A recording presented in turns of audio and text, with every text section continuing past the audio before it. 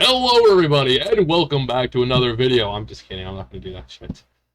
So, Chucky the TV series. If you haven't heard of it, there's going to be a Chucky TV series. Brad Dourif is coming back as Chucky, thank God, because quite frankly, I can't imagine anyone else on this planet playing Chucky like Brad Dourif. It'd be like trying to get someone to replace, I don't know, Robert Englund as Freddy. Oh, wait. Yeah, that didn't turn out too well, did it?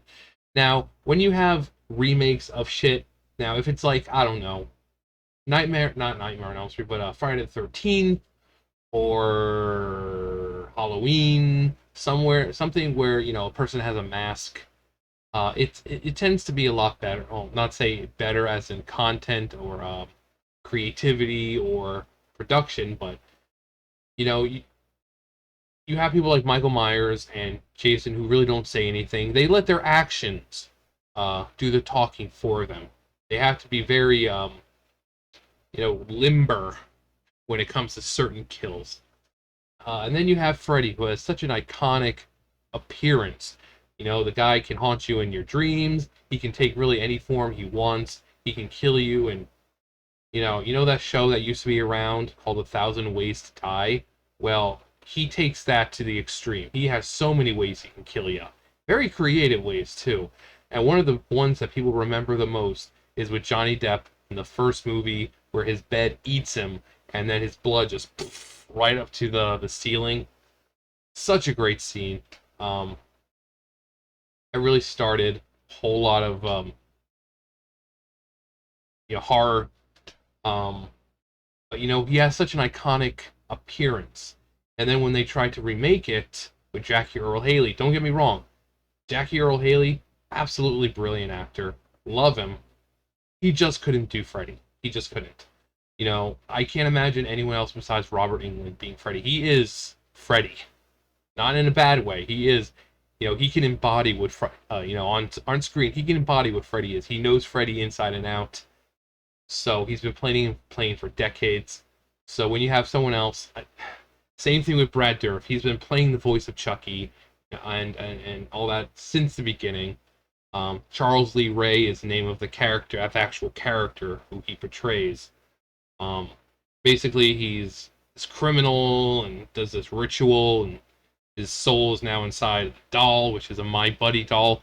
Comment below if you had a My Buddy doll when you were a kid. Now, Chucky isn't a My Buddy doll, but it's obviously based on a My Buddy doll, which came out in 1985, I believe. Child's Play came out in 1988, so there's a good few years between, but yeah, Chucky is based on a My Buddy doll. Like I said, comment below if you had a My Buddy doll, or if you had his sister. He also had a little sister, but I'm pretty sure most of them just had My Buddy. But they decided to continue the legacy of Chucky. I mean, he's had Child's Play 1, Child's Play 2, Child's Play 3, the Bride of Chucky, the Seed of Chucky, the Cult of Chucky. They had the 2017-18 reboot of the series. So he's been around, and he's an iconic horror character, and they're bringing him to the television screen or streaming service or whatever. But so this is the Chucky TV series official trailer. Let's see how it is.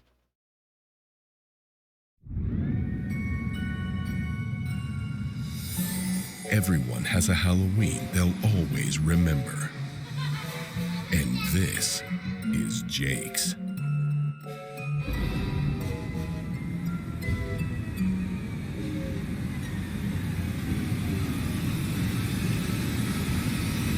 Jake, you into vintage? No, I'm into retro. Oh, what's the difference? About $10. Fair enough. Look at that. Someone took the butcher knife.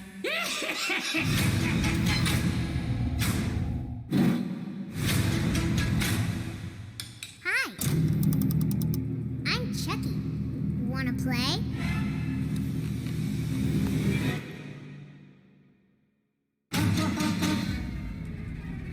Jake, are you okay? I can't stand the sight of blood. Pussy. Oh, no, Jake, that isn't quite right. What happened to you, Jake? You used to have friends. Don't forget your boy toy. Okay. It's contagious, isn't it? Laughing at people. Well, guess what, dickheads? Now the joke's on you!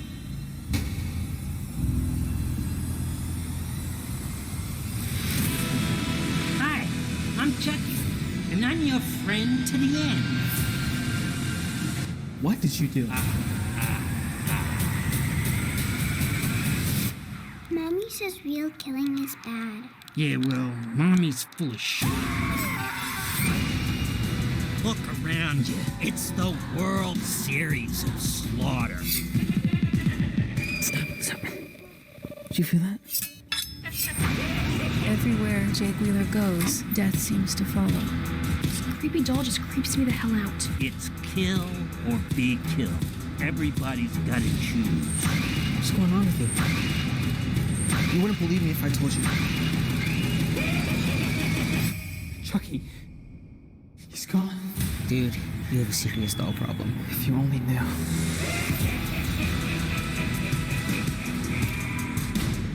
Hey, kid. I'm gonna go kill your sister. Wanna come? I'm sleepy. You snooze, you lose.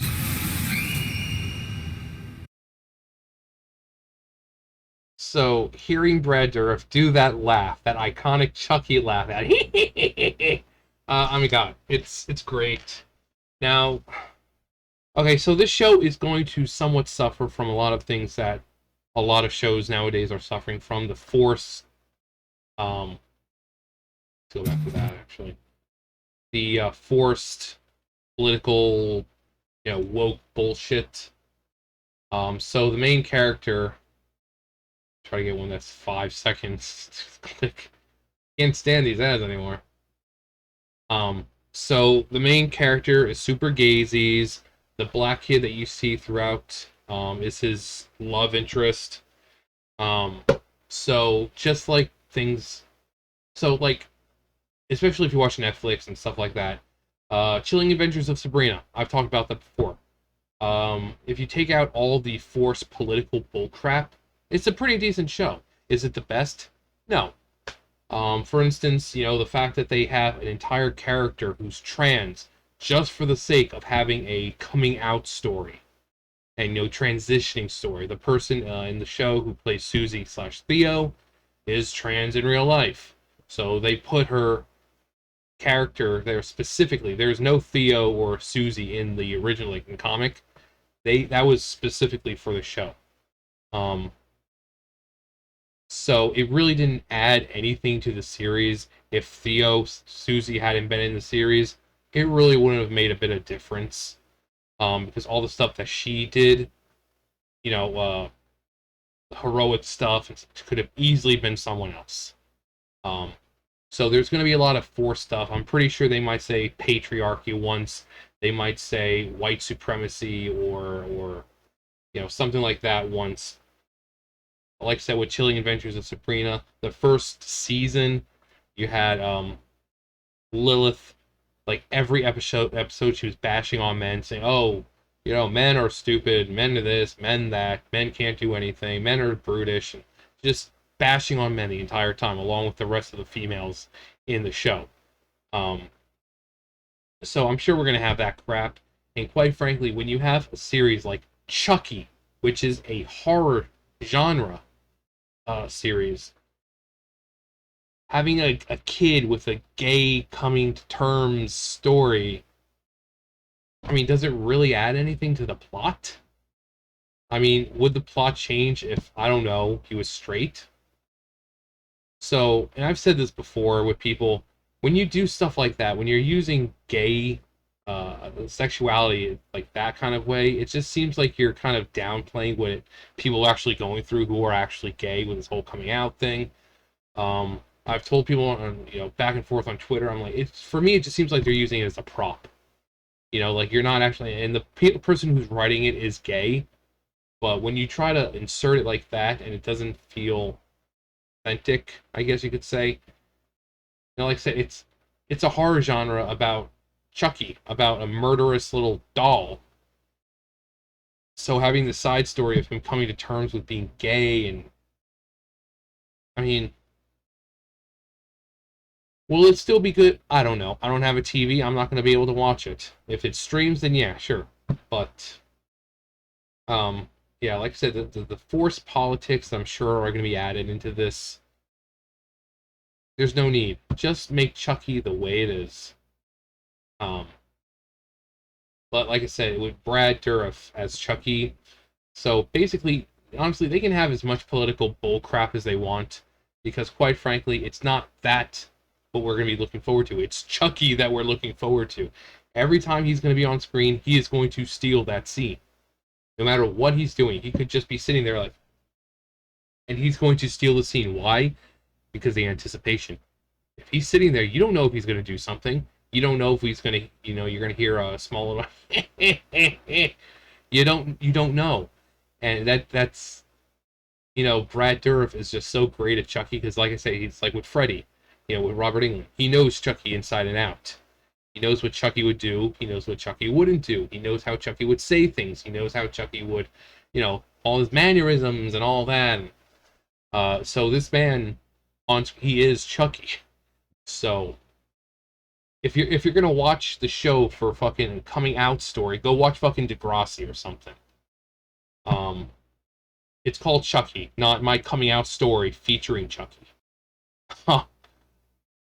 And to clarify, obviously, nothing wrong with gay people. I just don't like when it's used as a type of prop to have this like forced narrative.